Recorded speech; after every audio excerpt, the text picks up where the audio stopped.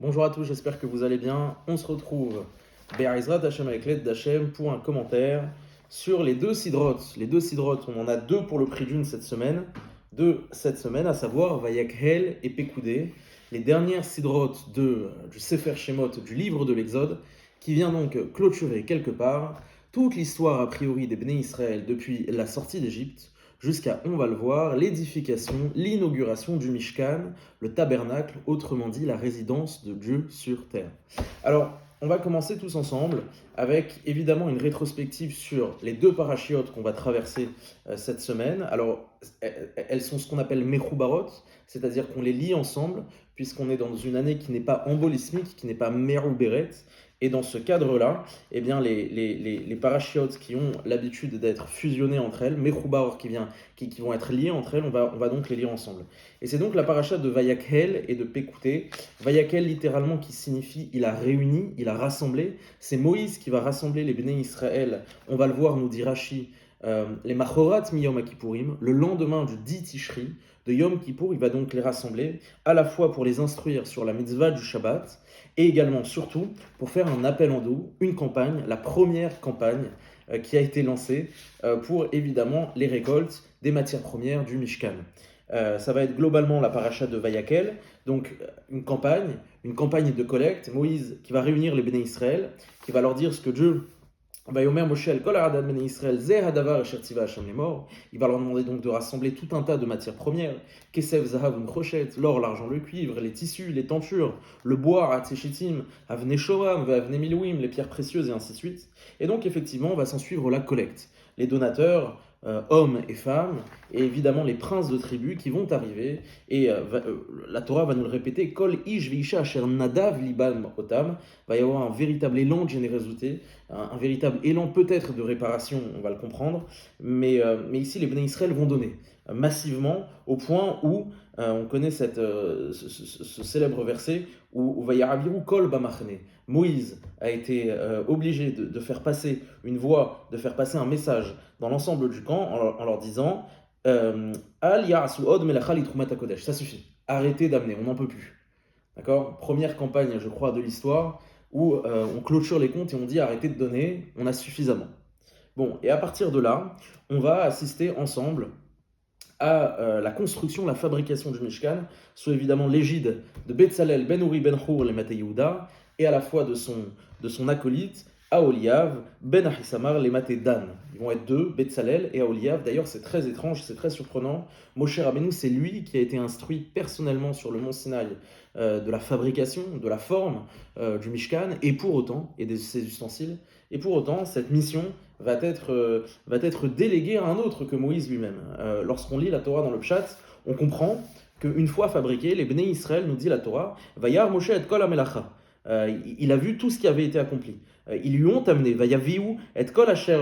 Les Bnei Israël lui ont ramené à Moïse tous les ustensiles du Mishkan. Ce qui suggère que Moïse n'a pas participé à la fabrication des ustensiles du Mishkan. C'est quand même assez surprenant. Moïse était sur le côté, il attendait, il donnait les directives, ou du moins il en a instruit Betzalel, et il a attendu. Il a attendu, et on va donc assister, durant ces parachiotes, la paracha de Vayakhel, d'abord les ustensiles du Mishkan, et ensuite Pekoudé, on arrive dans quelque chose de très étrange, où la Torah, ou du moins Moïse, va établir le cahier des charges, c'est-à-dire l'ensemble des matières premières qui a été utilisée pour chaque ustensile du Mishkan, pour chaque ustensile du tabernacle. Il va dresser les quantités en or, en poids, or, argent et nécrochette et cuivre, et il va dresser presque un cahier des charges pour, on va le voir, peut-être justifier de l'utilisation de chaque matière première.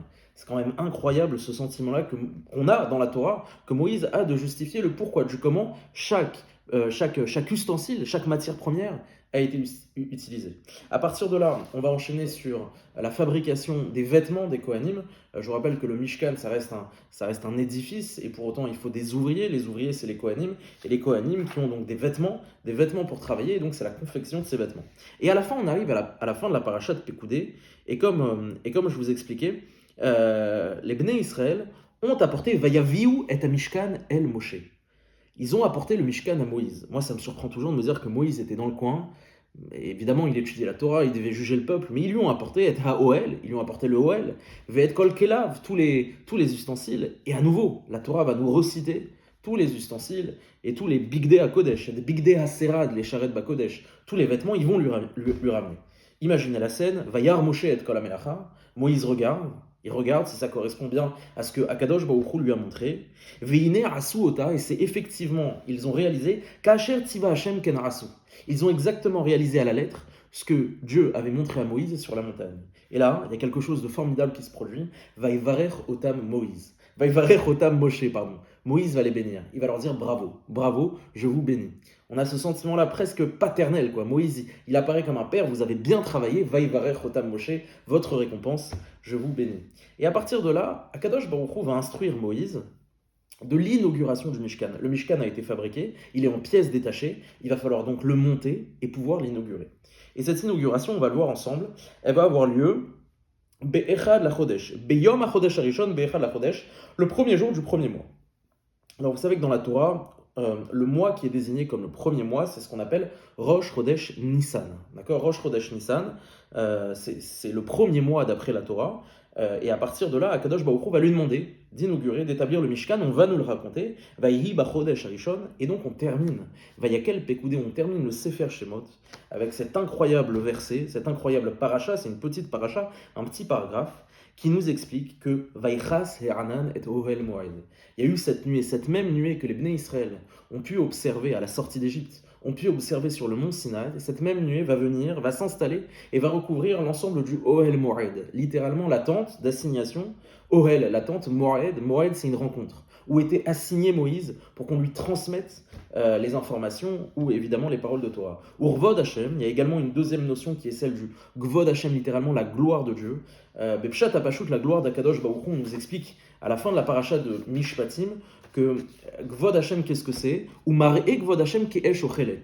Ke'esh Ochelet Berosh Ha'ar. La gloire divine, c'est un feu dévorant. Et on a ces deux symboliques qui viennent un peu se confondre, à la fois la nuée, le nuage qui vient obscurcir, et à la fois le feu qui est Esh Ochelet, Gvod Hashem, la gloire divine qui vient illuminer. On a vraiment ces deux notions, ces deux tandems, Malé et Mishkan, et qui remplit le Mishkan. Donc on assiste à l'édification, l'inauguration du Mishkan par la présence de Dieu, la gloire divine qui vient s'installer dans le Mishkan. Globalement, on vient de conclure le Sefer Shemot, le livre de l'Exode, Siman Tov ou Mazal Tov, Be'ezrat Hashem. Alors, il va falloir quand même, évidemment, poser quelques questions. On va poser ensemble une question principale, qui est une question célèbre, qui est une question connue, qui est une question qui va vous sauter aux yeux si vous prenez le temps de lire la paracha une seule seconde, ou de lire les parachiotes une seule seconde, parce que cette question, elle vient interroger, évidemment, la longueur du texte, l'exhaustivité du texte, à quel point finalement le texte de la Torah ici est fastidieux, et c'est peu de le dire. Alors pourquoi je vous dis ça? Pourquoi je vous explique que ça? Parce que la Torah va reprendre, dans tous ses détails, à quelques nuances près, l'ensemble des dimensions, des ustensiles et des vêtements qui ont permis la fabrication du Mishkan. Et pour ceux qui ont l'habitude de bien suivre le texte de la Torah, c'est un ensemble d'informations que le lecteur connaît déjà, dont la Torah nous a déjà dévoilé. Je vous rappelle que dans l'ordre des parachiotes, et je vais vous demander d'être attentif à ce que je vais vous dire, on a commencé à parler du Mishkan à partir de la paracha de Teruma. À partir de la paracha de Teruma, Moshe Rabbeinu est instruit de l'édification du Mishkan, et dans Teruma, on va nous décrire l'ensemble, au détail près, des ustensiles du Beth Amikdash. Le Haron HaKodesh, Shulchan HaZahav, la table en or, le Menorah HaZahav, le candélabre, et ainsi de suite. Les Yeriot, les tentures, le Chatzera Mishkan, le Mizbeach. Bon, Teruma. Teruma, les ustensiles du Mishkan et ce qui le recouvre. Tetzavé, globalement, ça va être la description de la fabrication des vêtements des Kohanim. Teruma, Tetzavé. J'ai l'habitude de dire que Teruma, c'est un peu la paracha dans le bâtiment, quand on travaille dans le bâtiment, et Tetzavé, c'est davantage la haute couture. On est dans la haute couture. On arrive dans Tetzavé, à la fin de Tetzavé, on nous parle de l'inauguration du Mishkan avec Shiva Yemei HaMiluim, les 7 jours de préparation à l'inauguration. C'est un petit détail qui a aussi son importance. On arrive avec Kitissa. Kitissa, c'est vraiment une rupture dans le texte, puisqu'on va assister à la faute du Vogodor, le Het Haegel. Et à partir de là, on reprend nos deux parachiotes, Vayakel Pekoudé. Et là, vous vous rendez bien compte qu'on est en train de répéter exactement ce qu'on nous a décrit dans Teruma et Tetzavé. Ça veut dire que, pour les informaticiens qui nous suivent, on a fait un CTRL-C, CTRL-V, on l'a fait ici, la Torah l'a fait. Elle a pris exactement ce qui est marqué dans Teruma Tetzavé et elle l'a remis dans Vayakel Pekoudé. Et elle en a fait 4 parachiotes. 4 parachiotes. C'est-à-dire que Vayakel Pekoudé, on aurait pu le conclure en 2 phrases. En 2 phrases. On aurait pu dire, Moshe Rabbeinu, il a collecté l'ensemble des matières premières qu'il était nécessaire. Et à partir de là, on a établi le Mishkan. Et les dimensions, on les a déjà décrites dans Teruma Tetzavé. C'est une question qui est connue, c'est une question qui va vous sauter aux yeux si vous lisez la paracha. Donc on ne va pas s'attarder sur la formulation de cette question. La formulation de cette question, c'est la répétition. Pourquoi cette répétition? Pourquoi le texte est-il si fastidieux, si rébarbatif? On s'ennuie, Ribono Shalolam. On est en train de s'ennuyer. Pourquoi on doit nous répéter? Alors il y a plusieurs grands axes de réponse. Le premier axe, qui est le plus, on va dire, le plus populaire, c'est celui qui vient dire l'importance du Mishkan. Effectivement, lorsque quelque chose est important à nos yeux, alors on peut en parler, en reparler, en re-reparler, sans difficulté. Ici, peut-être que la Torah vient nous instruire, vient nous enseigner l'importance qui est accordée au Mishkan dans la répétition exacte de chacun des détails de sa fabrication. Ça va être une réponse populaire, entre guillemets, que vous allez retrouver dans les Mefarshim, que vous allez retrouver dans des drachotes, de dire qu'ici, la répétition, elle vient nous révéler la grandeur et l'importance et la chashivut qu'on souhaite adresser au Mishkan. D'accord, c'est joli, c'est beau, mais qu'est-ce que c'est lourd? Est-ce qu'on avait besoin de ça réellement pour nous dire à quel point le Mishkan est important? Vous vous imaginez, il y a des centaines de versets qu'on a répétés ici. Des centaines de versets. Et je ne vais pas revenir sur les drachotes à chaque fois où on nous dit par exemple que pour certaines règles de la Torah, notamment Ilchot Nida, c'est un verset de la Torah, c'est un mot de la Torah, à partir duquel on va découler des masertot entières, des traités du Talmud entier. Et là, on a des centaines de psukim qui viennent se répéter. Première réponse, c'est pour révéler la chashivut, la grandeur du Mishkan. Bon, c'est une réponse qui plaît à beaucoup de monde, c'est une réponse qui est plutôt positive, plutôt lumineuse, donc on s'en ravit. Une deuxième réponse qui là va être un peu plus obscure, un peu plus, on va dire, un peu plus dérangeante, un peu plus clivante, c'est celle qui va traduire une tension. Il faut comprendre que, en fait, quand vous lisez entre les lignes de la Torah, dans la paracha de Vayakel et Pekoudé, vous avez le sentiment qu'il y a quelque chose qui est en train de se jouer. Il y a une tension qui est en train de se jouer. Entre qui et qui? Entre Moïse et le peuple. Il faut bien vous dire que Moshe Rabbeinu, il redescend. Il redescend de plusieurs séjours sur la montagne, 3 au total de 40 jours, ça fait 120 jours qu'il est sur la montagne. Il va voir les Bnei Israël, et je vais le dire très vulgairement, mais évidemment, vous comprenez l'ouverture d'esprit qu'il faut avoir ici. Il va revenir en leur disant, les amis, pour vous racheter, il faut payer. Pour vous racheter, il faut payer. C'est-à-dire que on est dans une célébration, on est dans une révélation divine qui se veut, entre guillemets, à la fois concrète et abstraite, mais l'un des premiers commandements, enfin je veux dire, la première recommandation c'était l'otarasu fessel, ne faites pas de représentation. Et là Moshe descend en leur disant, écoutez, le veau d'or, vous avez eu besoin de voir, vous avez eu besoin de représentation, donnez-moi votre or, votre argent, votre cuivre, vos matériaux, et on va se faire des représentations. Donc, alors évidemment, chas v'shalom, l'oulé deistafina, si on n'était pas, on va dire, craintif à l'égard de Moshe Rabbeinu, on ne pourrait pas se permettre ce genre de jugement. Mais mettez-vous dans la tête des Bnei Israël, qui voient et qui disent, bah Moïse, il se dit, on vient saisir une occasion, il nous demande de l'argent, on va lui apporter l'argent, sans problème. Mais bizarrement, ce sans problème, il vient aussi être contrebalancé par le cahier des charges de Moïse. Et les Pekoudé à Mishkan, voici Pekoudé à Mishkan. Voici les comptes du Mishkan. Ce que j'ai utilisé, pourquoi? C'est quoi la nécessité ici? Est-ce que ça vient pas s'inscrire dans cette même tension ici? Chas v'shalom, de dire que Moshe Rabbeinu, il a de l'argent, il a collecté, et Tachles, qu'est-ce qu'il en fait? Et les Pekoudé à Mishkan Ayuda, Asher Pukad al Moshe. Asher Pukad al Moshe. Veito Oliav. Kol Azahav et Asug Lamlacha. Et il va détailler. Akadosh Baruch Hu, il est au courant de tout ça. Il a besoin qu'on lui détaille chacune des choses. Pour qui il l'a fait, Moïse? Pour les Bnei Israël. Pour leur dire pourquoi ça avait été utilisé, dans quelle quantité. Il vient se justifier. Vous comprenez qu'il y a peut-être ici une tension qui vient se révéler ici. Comme si Moshe Rabbeinu devait justifier au centime près de ce qui a été utilisé pour le Mishkan. Et ça vient peut-être justifier ici la répétition. Au point où les Bnei Israël, je rappelle que dans Teruma et Tetzavé, c'est un ordre qui avait été dit de Akadosh Baruch Hu, de Hachem, à Moïse lui-même. Et là, la Torah vient nous enseigner que Moshe Rabbeinu a quelque part instruit l'ensemble des Bnei Israël des dimensions du Mishkan. au même titre que Mishpatim, au même titre que toutes les mitzvot. Il les a instruits, au point où il en a fait un cahier des charges, au point où il s'est presque quelque part justifié. Et là, on vient justifier cette répétition par la justification. Je suis désolé, j'utilise beaucoup de fois le mot justifier, mais vous comprenez l'idée ici. Une idée qui est moins charmante, qui est moins séduisante, qui est de dire qu'ici, on vient peut-être répéter toutes les dimensions du Mishkan pour bien appuyer et pour bien, on va dire, justifier que Moïse a respecté à la lettre, par l'intermédiaire de Betzalel et de Aholiav, pas Aholiav, Itamar, comment il s'appelle déjà Aholiav ben Achisamar, Mechila. Aholiav, il a respecté les directives et il n'a pas pris un centime en plus. Bon, très bien. Réponse moins séduisante, réponse presque dérangeante, mais moi il y a un troisième axe de réponse que je souhaiterais vous amener par rapport à cette répétition. Alors, pour développer encore une fois, la question centrale, c'est de comprendre la répétition exhaustive et fastidieuse que Vayakel et Pécoudé sont en train de nous livrer. Alors, pour essayer de le comprendre, comme d'habitude, on va prendre cette question, on va la mettre de côté, et on va s'intéresser à un exercice. On va faire un exercice mental ensemble, assez original. Je ne l'ai pas vu écrit, je ne l'ai pas vu, si jamais vous avez des sources ou quoi, ou qu'est-ce qui viennent confirmer ce raisonnement, je serais très heureux de pouvoir le lire dans un pirouche. Mais l'idée, ça va être la suivante. Ça va être ensemble d'imaginer une autre histoire. Vous allez me dire, mais qu'est-ce que ça veut dire imaginer une autre histoire?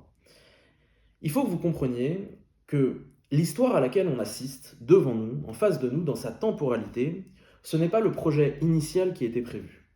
Ce que j'entends par projet initial, c'est que les Bnei Israël, a priori, ils n'étaient pas prévus dans les contes d'Akadosh Baruch Hu qu'à un moment donné, les Bnei Israël, le Ham, le peuple, le Erev Rav, qui que vous souhaitez, a fait le Vaudor, aurait fait le Vaudor. Le Vaudor, le Het Haegel, la faute du Vaudor, qui est venue interrompre un peu le fil directeur de la Torah, apparaît dans Kitissa et vient rompre quelque chose. Cet événement, a priori, n'aurait pas dû avoir lieu, ou du moins dans le projet divin, il n'était pas effectivement envisagé.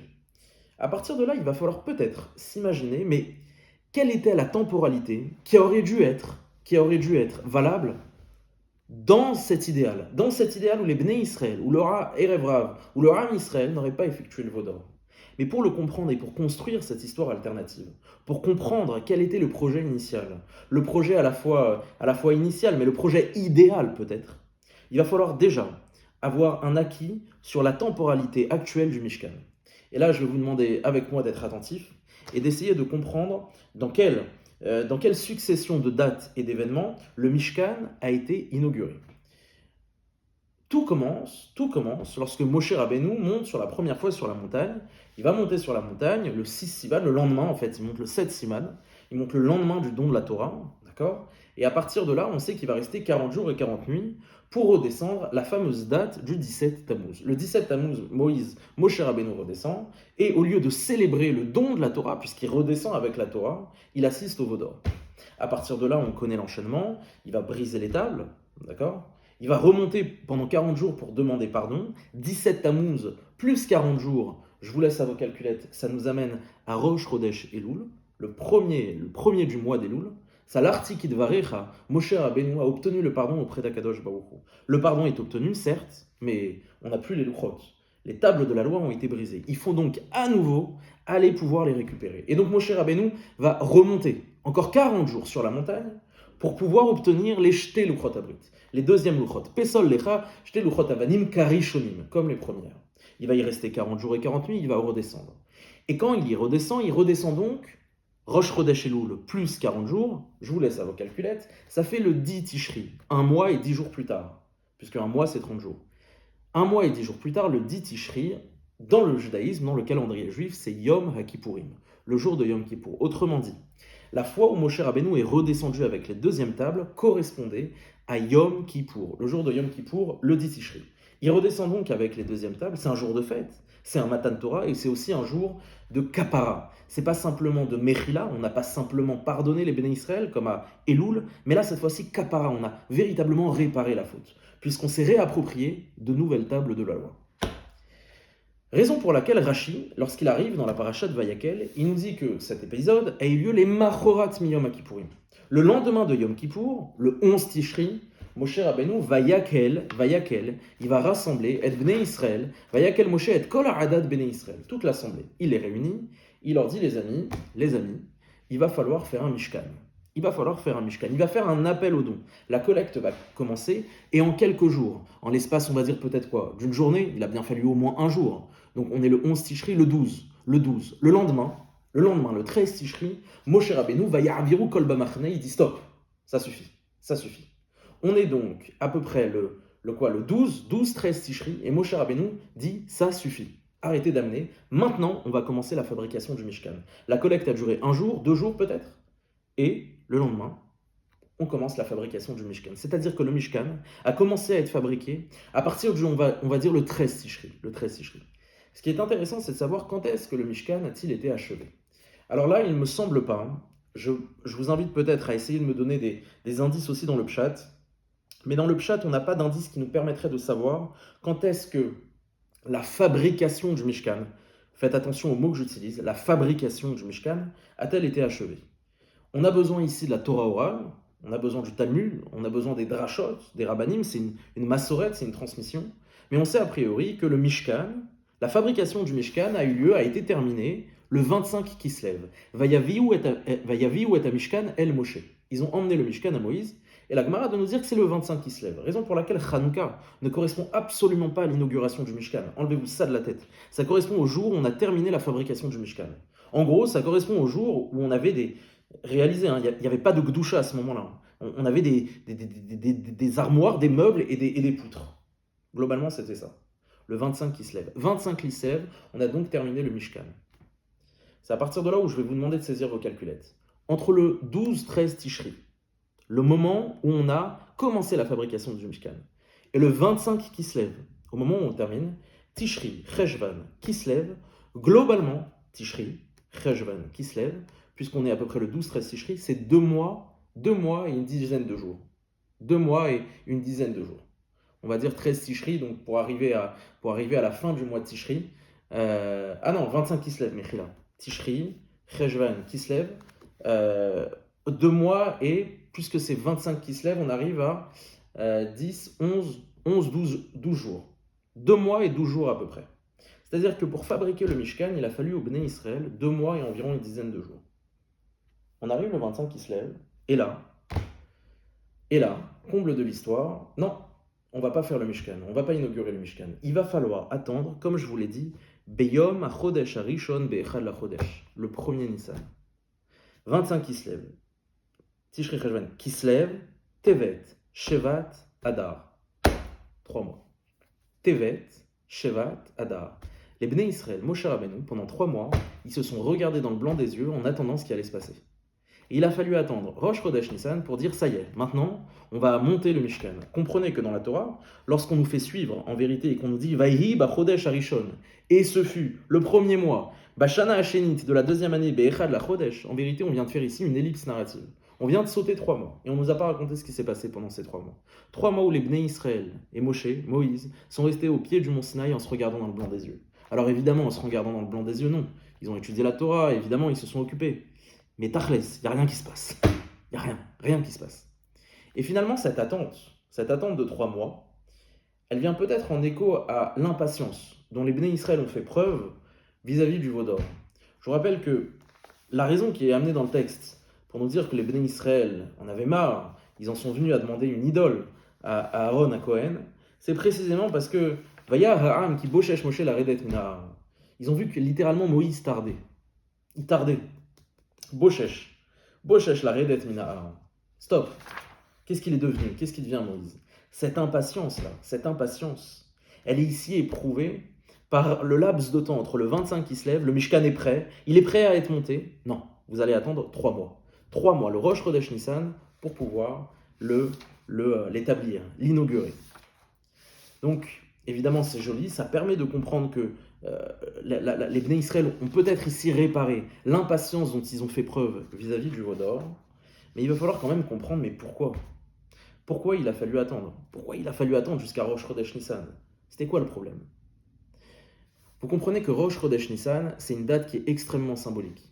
Et la Torah elle-même vient l'appuyer dans le Pshat. Vayi ba Chodesh Harishon ba Shana Hashenit Be'echad la Chodesh, la deuxième année. Mais la deuxième année de quoi? La deuxième année de la sortie d'Égypte. Je vous rappelle que dans la paracha de Bo qui vient amorcer, qui est la paracha de la sortie d'Égypte, quand est-ce que finalement on a commencé à voir le premier tzivouï que Akadosh Baruch Hu a donné à Chodesh Azeyeh Lachem Rosh Chodashim, c'était bien le Rosh Chodesh Nissan. La première fois qu'il y a eu cette interaction, qu'il a été donné un tzivouï, un ordre au peuple, au Ham Israël qui était en Égypte, aux Hébreux qui étaient en Égypte, c'est précisément à Rosh Chodesh Nissan. Donc ici il y a un enjeu qui est extrêmement symbolique. C'est presque le jour anniversaire de Yetziat Mitzrayim, de la sortie d'Égypte. Alors oui, ils sont sortis le 14 Nissan, mais c'est à ce moment-là que ça a été amorcé. C'est à ce moment-là qu'on a pu compter à Chodesh, Azeh, Lachem, Rosh Chodashim. À partir de ce Rosh Chodesh, vous allez pouvoir calculer le Korban Pessah. À partir du Korban Pessah, vous allez sortir d'Égypte. Donc on voit ici que c'est presque le jour anniversaire de la sortie d'Égypte. Rendez-vous compte de la portée symbolique. C'est-à-dire que, d'accord, il faut attendre, mais on n'attend pas pour rien. La date, elle n'est pas choisie de manière arbitraire. Il y a bien une raison. Si Akadosh Baruch Hu a voulu que Hakamat Mishkan, Kiyum Mishkan, l'inauguration du Mishkan, ait lieu un an, jour pour jour, un an, jour pour jour, Bashana Hashanit, un an, jour pour jour après la sortie d'Égypte, mais quelle consécration! Les Bnei Israël qui étaient réduits à un état d'esclaves, à un état de soumis complètement spoliés, et là ils arrivent, un an plus tard, et ils ont ce Hanan, ils ont cette nuée, ils ont cette gloire, ce Gvod Akadosh Baruch Hu qui vient reposer, qui vient célébrer cette alliance avec eux. Quel retournement, quelle symbolique, quelle évolution. Et vous comprenez que la date n'est pas choisie au hasard. Ça, c'est l'histoire qu'on connaît. Ça, c'est l'histoire qu'on connaît, mais ce n'est pas celle qui était prévue initialement. Et c'est là que ça va être intéressant. On est arrivé à Rosh Chodesh Nissan. D'accord, cette date est importante. Mais quand bien même on y est arrivé, vous voyez que la temporalité, elle est toute différente à cause du Vaudor. Que se serait-il passé s'il n'y avait pas eu de Vaudor? Que se serait-il passé si le 17 Tammuz, le jour où Moïse est redescendu avec les premières tables de la loi, ils avaient célébré ensemble le Matan Torah plutôt que de célébrer un Vaudor? Qu'est-ce qui se serait passé? Et là, avec les temporalités que je vous ai décrites, il suffit tout simplement de recalquer. On recalque. Moshe redescend le 17 Tammuz. Imaginez, pas de veau d'or. Il redescend, c'est Matan Torah. Tout le monde est joyeux, tout le monde danse avec Moïse. Moshe Rabbeinu qui leur dit, les amis, regardez ce que Akadosh Baruch Hu m'a demandé. Vous voulez concrétiser, incarner ce don, cette joie, on va construire un Mishkan. Le lendemain, 18 Tammuz, Vaïhi, les Mahorat mi 17 Tammuz. Il descend le 17 Tammuz, il leur demande quoi? Il les réunit, collecte, 18 Tammuz. Combien de temps on a dit que ça dure la collecte? 18, ça dure environ 2 jours. Donc 18, 19, 20. On arrive au 20 Tammuz. Et là, écoutez bien. Si à partir du 20 Tammuz, combien il a fallu de temps pour l'édification, pour la fabrication du Mishkan? On a dit combien? On a dit 2 mois et une dizaine de jours. Si vous comptez, écoutez bien, si vous comptez du 20 Tammuz, 2 mois et une dizaine de jours, ça tombe à quoi? Tammuz, Av, Elul. 2 mois et une dizaine de jours, Tammuz, Av, Elul, Tishri. Tammuz, on a les 10 jours. Av, premier mois. Elul, deuxième mois. On arrive Rosh Chodesh Tishri. On arrive Rosh Hashanah. C'est-à-dire que dans le projet initial, dans cette histoire alternative, qu'on ne connaît pas, qu'on n'a pas connue, qu'on ne connaîtra jamais, le projet initial, c'était justement que l'édification du Mishkan ait lieu Rosh Hashanah, le premier Tishri. Et là, vous voyez comment l'histoire aurait pu être différente. C'est-à-dire que le jour de l'inauguration du Mishkan, la raison, le sujet par lequel on conclut le Sefer Shemot, aurait dû avoir lieu dans le projet initial, Rosh Chodesh Tishri, Rosh Hashanah. Et là, vous avez 2 Rosh Chodashim qui viennent s'affronter, qui viennent se confronter. D'un côté, Rosh Chodesh Tishri, et de l'autre, Rosh Chodesh Nissan. Avant le Vaudor, le Mishkan, le tabernacle, aurait dû être célébré, aurait dû être inauguré le jour de Rosh Hashanah. Après le Vaudor, les cartes ont été redistribuées et il est inauguré le Rosh Chodesh Nissan. Qu'est-ce que ça vient nous dire, cette histoire alternative? Ça vient nous dire peut-être la véritable dimension du Mishkan. Il faut comprendre que Rosh Chodesh Tisri et Rosh Chodesh Nissan viennent véhiculer 2 idées qui sont à la fois complémentaires et opposées. Le Rosh Chodesh Tishri, Rosh Hashanah, c'est Hayom Harat Olam. C'est le jour de la création du monde. C'est le jour du jugement non pas du peuple juif, mais de l'humanité, de l'humain avec un grand H. Rosh Chodesh Nissan, c'est l'histoire d'un peuple. C'est l'histoire des Hébreux. C'est l'histoire des enfants, des Bnei Israël, des enfants d'Abraham, de Yitzhak et de Yaakov. Autrement dit, avant la faute du veau d'or, il semblerait que le Mishkan avait une portée qui était beaucoup plus universelle, une révélation qui s'adressait à l'humain avec un grand H. Le Rosh Hashanah, le Rosh Chodesh Tishri, Hayom Arat Olam, le jour de la création du monde, qui vient réparer quelque part, on entend des échos de la réparation de la création du monde. Batile Gani Achotikala, le Gan, on l'a vu ensemble dans Teruma, la clé du paradis. Le Mishkan, c'est presque une reproduction du Gan Eden. On vient réparer quelque part l'humanité entière. Le rôle des Bnei Israël n'est pas cantonné à un rôle communautaire. C'est un rôle qui est beaucoup plus grand, beaucoup plus vaste. À l'échelle de l'humanité, c'est presque une mission humanitaire, un rôle d'ambassadeur. La portée universelle du Mishkan. Ça, c'est avant la faute du veau d'or. Après la faute du veau d'or, on a un basculement, on a un retournement. Non, le Mishkan ne doit pas être érigé à Rosh Chodesh Tishri, il sera finalement érigé à Rosh Chodesh Nissan. Et il est intrinsèquement beaucoup plus lié à l'histoire personnelle du peuple juif. Rosh Chodesh Nissan, c'est un mois qui concerne exclusivement, précisément l'histoire du peuple juif. Le mois de sa sortie d'Égypte, le mois de sa révélation en tant que peuple qui reçoit un tzivouï, à Chodesh Yezelachem Rosh Chodashim. En tant que peuple, le Mishkan devient quelque part une affaire de Bnei Israël. Et pourquoi je vous dis quelque part? Parce qu'à aucun moment donné, dans les Havot Akdoshim, dans l'histoire des Havot, de Abraham, de Yitzhak et Yaakov, dans cet héritage, on nous parle ni de Matan Torah ni du Mishkan. La seule chose dont on nous parle, c'est quoi? D'une descendance, et on nous parle d'une terre, c'est tout. Mais la révélation divine en tant que message qui doit être véhiculé, en tant qu'idée, en tant qu'esprit, ça, c'est pas une affaire de Bnei Israël à l'origine. C'est une affaire qui concerne l'humanité entière. Où les Bnei Israël ont un rôle à jouer en tant qu'intermédiaire, en tant qu'ambassadeur, en tant qu'exemple. Et on a fait du Mishkan, après le veau d'or, quelque chose de beaucoup plus personnel. Une dimension qui est beaucoup plus liée au destin du peuple juif. Pourquoi je vous parle de tout ça? Déjà parce que c'est intéressant de comprendre quel aurait dû être le projet initial, quelle était l'histoire alternative qui aurait dû avoir lieu, et qui vient jeter sur le Mishkan une dimension qui est beaucoup plus universelle, un rôle du peuple juif qui est beaucoup plus presque intermédiaire, et qui vient révéler une parole à de plus grands horizons que simplement à des horizons communautaires. Mais ici, après la faute du veau d'or, il y a une bascule. Alors pourquoi? Et c'est intéressant de constater que la faute du veau d'or, elle a entraîné peut-être une circonscription. C'est-à-dire qu'on a circonscrit la parole de Dieu au peuple juif. Comme si finalement, avec la faute du veau d'or, Akadosh Baruch Hu a trouvé nécessaire d'avoir une relation beaucoup plus proche et beaucoup plus intime vis-à-vis du Ham Israël. Au lieu d'avoir une révélation à portée universelle, à portée humanitaire, c'est une révélation qui concerne le destin du peuple juif. Alors vous allez me dire, tout ça c'est bien beau, mais ça pourrait être une élugubration. Qu'est-ce que ça pourrait être? Qu'est-ce que c'est que cette histoire? D'où ça sort? Alors, la plus grande preuve que j'ai trouvée, c'est la suivante. Et on va terminer avec cette preuve-là. Vous savez qu'il y a 5 fêtes dans la Torah. Pessah, Shavuot, Sukkot qui viendra en dernier, et entre Shavuot et Sukkot, on a Rosh Hashanah et Yom Kippourim, Yom Kippour. C'est les 5 fêtes Mina Torah, d'après la Torah. On a 2 fêtes Midei Rabbanan qui sont Purim et Chanukah. Sur chacune de ces 5 fêtes, on a a priori une justification, on a une raison. Pessah, Chodesh Aviv, Zman Cherutanu. Pessah, c'est la fête de la délivrance, de la sortie d'Égypte. On vient célébrer la sortie d'Égypte. Pessah. Shavuot, littéralement la fête des semaines. Chag HaKatsir, la fête des moissons. On vient finalement engranger. On vient moissonner les récoltes. Chag Shavuot, c'est Matan Torah, évidemment.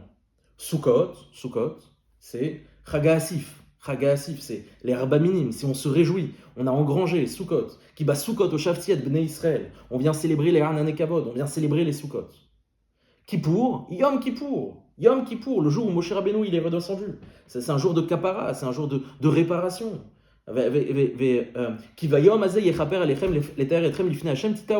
C'est un jour de réparation, un jour où Akadosh Baruch Hu a ouvert les vannes du pardon. Et Rosh Hashanah. Aucune raison de Rosh Hashanah dans la Torah. Il n'y a pas de raison. La seule chose qu'on sait, c'est Yom Teruah. Il n'y a pas de raison. Il n'y a aucun événement de la Torah historiquement qui est lié à Rosh Hashanah. Aucun. Ou du moins qui aurait dû être lié. Qu'est-ce qui aurait dû avoir lieu à Rosh Hashanah? Chanukah Mishkan. Normalement, à Rosh Hashanah, qu'est-ce qui était prévu dans le temps? C'était précisément ce moment où le Mishkan aurait dû être inauguré. Précisément, et la preuve, elle est quoi? Chatzot Serot, Yom Teruah, c'est le jour où on sonne. Je vous rappelle que Chatzot Serot, les trompettes, c'est décrit dans la paracha de Be'alotecha, et globalement, la Torah nous explique qu'il y a 3 grandes raisons pour lesquelles on doit sonner. Milchama, ou Vechitavou Milchama Be'artsechem, s'il y a une guerre, ou Viom Simchatrem, les jours de réjouissance, et sinon, Utkatem Teruah Venaseu Amachanot, pour se déplacer. Or, qu'est-ce qui permet au Bnei Israël de se déplacer dans le désert? Qu'est-ce qui permet au Bnei Israël de se déplacer dans le désert? C'est précisément la fin de la parasha de Vayakel Pekudé, la fin du Sefer Shemot. Ki anan Hashem ala Mishkan yomam ve'eshti layla le'aine kol bet Israël bechol mas'ehem. La fonction du Hanan, la fonction du Gvod Hashem, la fonction du Mishkan, c'est avant et pour tout de diriger les Bnei Israël dans le désert. Or, quand le Hanan se déplace, on sonne. Donc quand le Hanan arrive, on sonne également. Ça veut dire que Rosh Hashanah, par ce Zichron Teruah, il vient peut-être marquer un reliquat de quelque chose qui aurait dû avoir lieu, mais qui n'a pas eu lieu. Chanukata Mishkan. Je ne sais pas si vous avez suivi la preuve. On ne peut comprendre Rosh Hashanah que si on a compris a posteriori que ça aurait dû être le jour où le Hanan serait descendu sur les Bnei Israël, sur le Mishkan. On aurait sonné les trompettes. Zichron Teruah, alors c'est un Zichron, c'est un Zecher. On se souvient. On doit se souvenir de quelle était la mission originelle. Quelle était la vocation première du peuple d'Israël? Quelle était sa vocation? Quelle était sa mission première? Alors voilà, quelque part on vient répondre peut-être à la question centrale. La question centrale qui est de dire de cette répétition. Mais cette répétition, elle vient nous décrire un nouvel objet, un nouveau Mishkan. Ce Mishkan sur le Har Sinaï qui a été communiqué à Moïse, qui aurait dû être un Mishkan universel, qui aurait dû avoir une portée beaucoup plus grande. Ce Mishkan, c'est un nouveau Mishkan qu'on vient présenter au Bnei Israël après le Vaudor. Un nouveau Mishkan qu'on doit à nouveau redécrire. Parce que c'est plus du tout le même Mishkan. C'est un Mishkan qui, dans son sens, c'est 2 Chefza différents, 2 objets différents. Un objet universel et un objet beaucoup particulier, beaucoup plus singulier, lié au destin du peuple juif. Et donc on le redécrit. On le redécrit parce que ce Mishkan, on ne le connaît pas. Ce Mishkan, il appartient au Bnei Israël. Ce Mishkan, il est lié à leur destin. Raison de la répétition. La question centrale que je vous avais posée. La répétition, pourquoi? Pour l'importance, pour la justification, mais la répétition, parce que précisément on parle de 2 choses différentes. Le Mishkan universel, à l'origine, communiqué à Moshe Rabbeinu avant la faute du Vaudor, et le Mishkan beaucoup plus singulier, beaucoup plus national, beaucoup plus particulier après la faute du Vaudor. Donc il a besoin d'être redécrit à nouveau. Il a besoin qu'on nous le présente, ce Mishkan. C'est un nouveau Mishkan qu'on a devant nos yeux. Yahweh Neno Ismach Libenu, Ba'agalo Uzman Kariv, Amen.